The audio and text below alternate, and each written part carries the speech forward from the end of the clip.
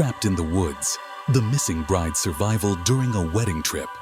Samantha's scream tore through the dark woods, sharp and full of terror, echoing off the trees like a warning no one could ignore. She was the bride-to-be, 6 months pregnant, tied to a wooden beam inside a rotting old church deep in the forest. The door shook violently as the hermit, the man who had hunted them since the trail, pounded on it with something heavy. Dust fell from the rafters. The organ pipes behind her rattled in the cold air. She tried to move, but the ropes bit harder into her skin. Her heart hammered.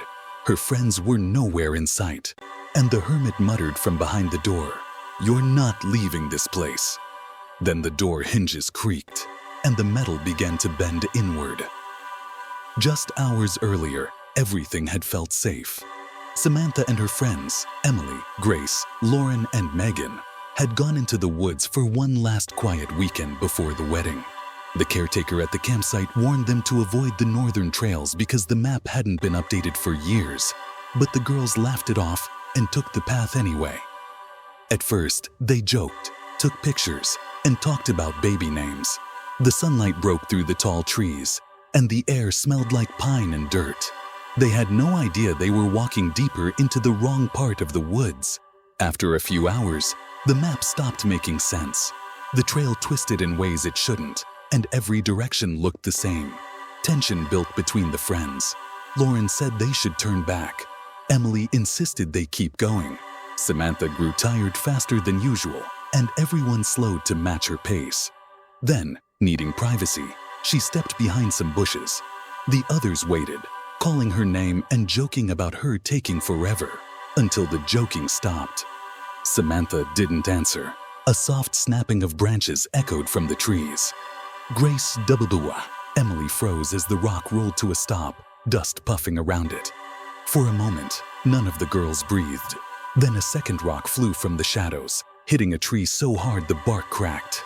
That was all it took. Panic burst through them. They ran. Branches whipped their faces, roots grabbed at their shoes, and their lungs burned as they dodged through the trees. Somewhere behind them, heavy footsteps thudded against the forest floor. The hermit wasn't hiding anymore. He was chasing them. They didn't stop until Emily tripped over a fallen log and hit the ground. Grace and Lauren helped her up, all of them shaking.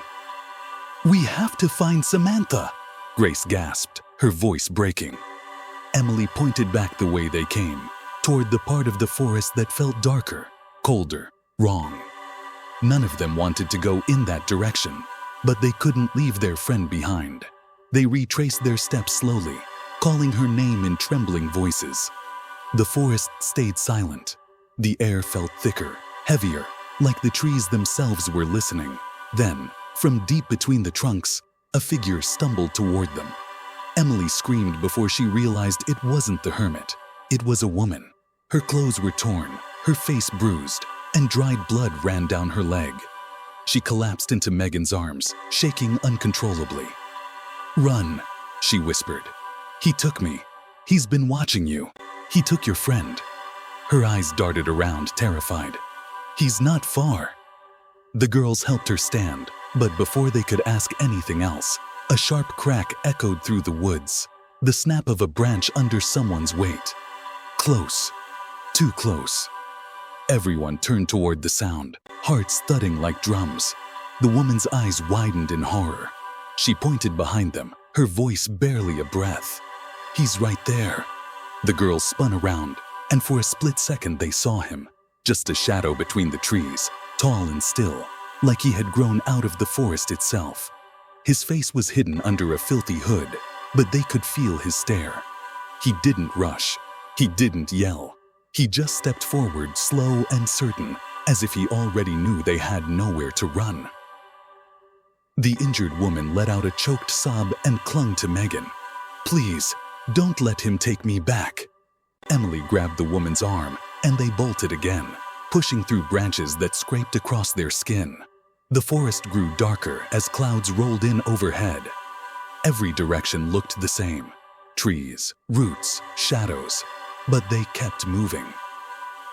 After several minutes, they reached a clearing with a rusted metal sign buried halfway in the ground. Lauren wiped dirt off it with her sleeve. The words were barely readable, but one line made her stomach drop. Old Church Road, closed. Emily pointed to a crooked path leading deeper into the woods. We follow it. We need shelter. They hurried along the narrow road until the trees opened up to reveal a small, abandoned church leaning to one side. The windows were cracked, the door warped from rain and time. But it was a building, 4 walls, a roof, someplace they could hide. Grace pushed the door, and it groaned loudly as it swung open. Inside, the church smelled of dust and mold. Broken pews lay scattered across the floor. In the corner, a massive pipe organ stood like a skeleton, its keys yellow and warped. The injured woman sank onto a pew, trembling. The others searched the room for anything they could use. A plank, a broken candle holder, anything to defend themselves. Emily grabbed a long piece of wood and held it like a bat. "We'll wait here for daylight," she said, though her voice shook. Lauren started stacking old hymn books against the door as a makeshift barricade. But before she could decide it, the door creaked inward, splintering under the pressure, and the girls backed away, holding their makeshift weapons with shaking hands. The injured woman slid off the pew and crawled behind the organ, whispering, "He's coming. He always comes." The church felt colder somehow, as if all the warmth had leaked out through the cracks in the walls. The girls stood shoulder to shoulder, staring at the widening gap in the doorway. A hand pushed through first, mud-covered, trembling with anger. Then the hermit's hooded head appeared, just enough for them to see the lines of dirt across his face and his wild eyes searching the darkness inside the church. Emily raised her piece of wood high, ready to swing even though she was terrified. "Stay back!" she shouted, but her voice cracked halfway through. The hermit didn't stop. He stepped inside, his boots scraping against broken wood, his breathing loud and uneven. Grace grabbed the organ keys and slammed her hands down on them. A thunder of deep, broken notes exploded through the church. The sound was so loud and jagged that even the girls jumped, but the hermit flinched hard, covering his ears with both hands. The organ howled again as Grace dragged her fingers across every key she could reach. Emily and Lauren moved fast, shoving a pew toward the hermit with all their strength. He stumbled backward, tripping over a pile of fallen hymn books and hitting the wall. Megan rushed to help the injured woman up. "Now, move!" she shouted. The girls ran for the side exit behind the organ, its hinges barely holding the door in place. They shoved it open and burst into the cold night air. The forest outside stretched into darkness, but anything was better than staying inside the church with him. They sprinted toward the road they hoped was nearby, branches whipping their arms and faces as they fled. Behind them, the hermit roared with fury. The man stepped out of the truck slowly, keeping his hands where the girls could see them. His voice was calm, steady. "My name's Officer Daniel Hart. I patrol these woods at night. You're safe now." The girls didn't move at first. Fear still held onto them like vines. But the badge clipped to his jacket glinted in the headlights, and something in his voice felt real. Emily nodded, barely whispering, "Please, help us." He opened the truck door and guided them inside, wrapping the injured woman in a blanket he kept behind the seat.